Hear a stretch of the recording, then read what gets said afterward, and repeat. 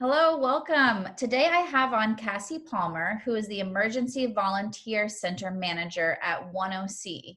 My name is Molly Thrasher. I'm from Tri Freedom Stories, and we are shining a spotlight on local organizations working on social issue problems in our community. Cassi, thanks for being on with me today. Thank you for having me. Very excited to be here. Thank you, Molly. Yeah, no problem. Tell me a little bit about the history of OneOC and the Emergency Volunteer Center. What need were you looking to fill with this project? Sure. Well, OneOC has been the formal volunteer arm of the county for about 60 years now. So it's quite an established organization. And the development of the Emergency Volunteer Center has actually been around for many, many years as well. But with this disaster, we had new challenges that really required us to activate at a much, much higher level. The development of the Emergency Volunteer Center was really created to help first responders really coordinate spontaneous volunteers and help mobilize them in a safe and effective way during times of disasters. So this has been quite a challenge, disaster with this pandemic, with some interesting dynamics that have gone on, but we're very fortunate that OneOC has had a long established relationship with the county that has supported us through times of emergencies, and we were happy to be part of it right now.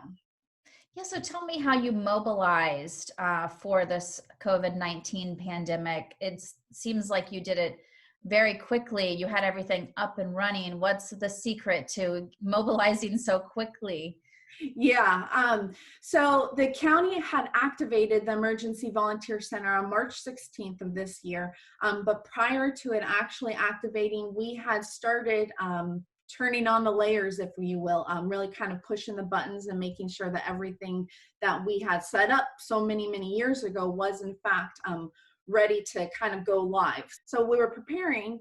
And then what had happened, of course, is we had 9/11, and it was through that disaster that we actually learned so much and were able to respond to this particular disaster. So 9/11 really seemed to be the catalyst where the counties and cities began to take a very hard, very serious look at how it was that they were organizing and mobilizing volunteers. When we had 9/11 happen, of course, we know we had thousands and thousands of people come out.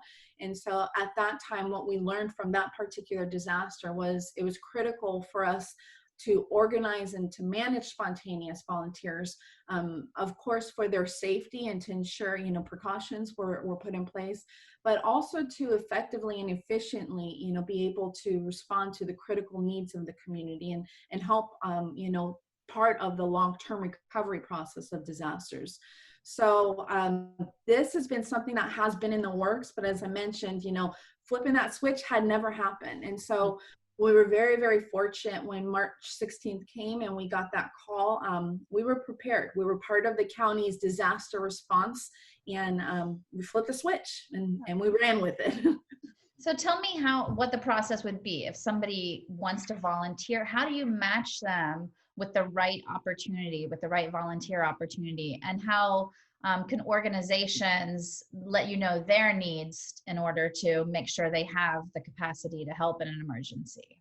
Sure. So to answer the first part is how do we mobilize those volunteers? We really look at the particular interests and the skill set of the individuals themselves.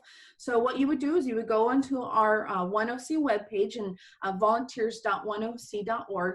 What you would do is you sign up and you tell us a little bit about yourself. So there are some volunteer opportunities that are hands-on. There are some that are virtual, some that might have specific training. So what we were fortunate enough is to have these layers in place and to have these the interview process in place so we can get to know the volunteer and get to know what their particular interest was and how we can effectively put that with a nonprofit who was serving the community. So once you sign up, then we learn not only about your skill set and your interests, but also geography. So where is it going to make sense? How far from home are we traveling? Is this something that we're staying indoors and it's a virtual opportunity? So you go through a series of questions where we get to know each other, and then we're able to make that connection with the volunteer and the nonprofit who is, of course, fighting that particular battle. Mm-hmm.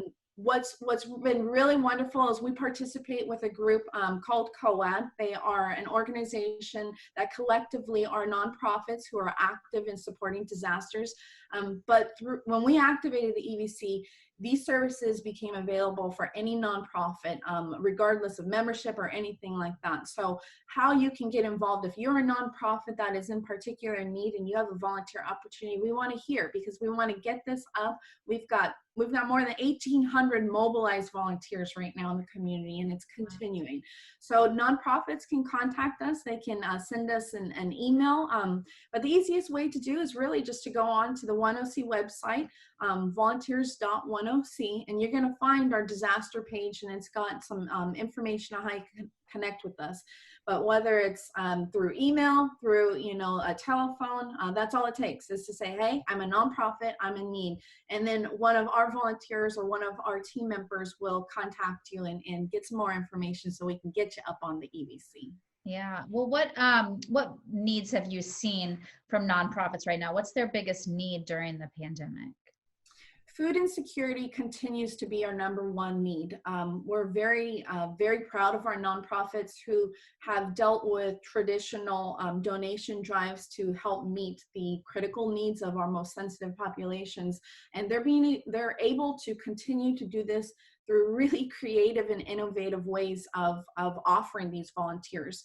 So we have got several volunteer opportunities right now posted that are virtual opportunities where our nonprofits have taken into consideration social distancing and safety precautions, but are continuing to do, the important work through providing food insecurity services to our communities. Yeah.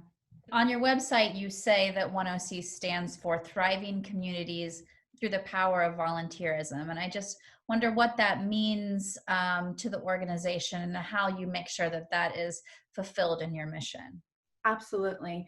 Volunteerism is really, at the individual level, the group, organization, it's about changing lives and changing lives for the better. And so we believe strongly that in accelerating our nonprofits, through their own missions, through the power of volunteerism, we can improve our own quality of lives and really ensure that our communities continue to thrive. Mm-hmm. But I definitely encourage a community who is looking at beginning an EVC operation or and working with nonprofits who are fighting these particular battles to start those conversations. You need to hear from your community. Let the community lead the way. What's important to the community? And then as an organization, how it is that we can support those nonprofits who are out there fighting those battles. Again, so fortunate that Orange County has not only had such strong support from the county and from our public officials, but we have such a strong volunteer base as well. Our EVC operates from our emergency cadre who over the years have put together simulations and exercises to help us to prepare for today and what it looks like. So all of that couldn't have happened without having those conversations and difficult conversations to learn what's important in the community and how you can help. Mm-hmm. All right. Well, Cassie, thank you for being with me today. Could you tell everyone where they can go and find out more information about OneOC and the Emergency Volunteer Center? Absolutely. Thank you, Molly. OneOC.org is the easiest way. If you're a nonprofit and you're looking for, ways to get involved or to post on the EVC, you can visit us at OneOC.org. If you're a volunteer and you're looking to get engaged and you want to see what type of volunteer opportunities are posted for our critical and our urgent needs, then I recommend volunteers.oneoc.org. Again, all of it's online. You can always find me at disasters@oneoc.org. And we're happy to help. We're very proud of the fact that we've been able to work with our community so closely and provide services during these really challenging times. So I'm very grateful for this time, Molly, and for you to hear us. Yeah, thank you, Cassie, and thank you for your work in this community.